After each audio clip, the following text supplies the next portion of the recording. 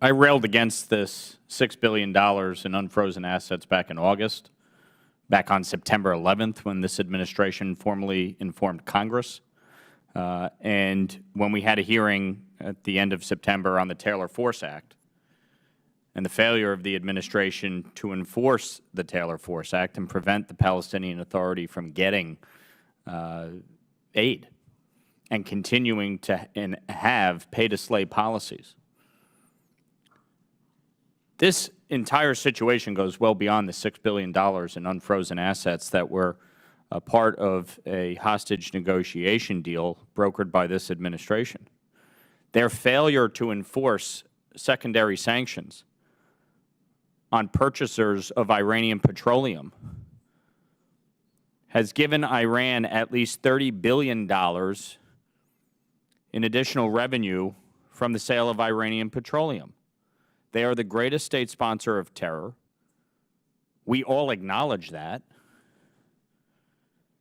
And yet we're seeking ways to make it easier for them to find and receive funds and aid.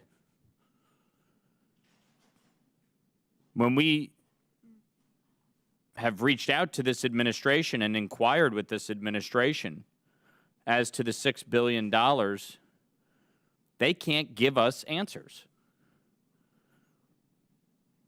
Now, my colleague from New York said they can't access the funds today.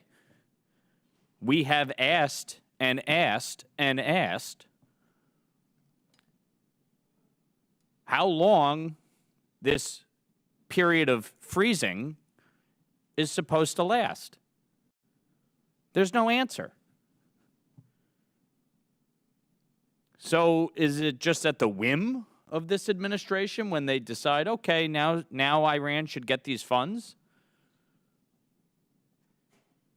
We know Iran has backed Hamas and Hezbollah for years. We know Iran's stated intent is to wipe Israel off the face of the earth.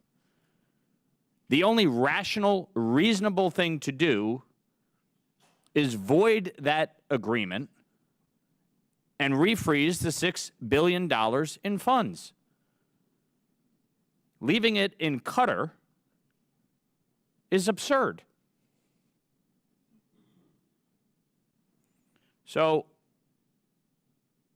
we all need to be rational in this discussion. And the only rational thing is to make sure that Iran does not get funds to use to fund terrorism to wipe out Israel and slaughter Jews, period. That's it. That's the only rational thing to do here. I yield back.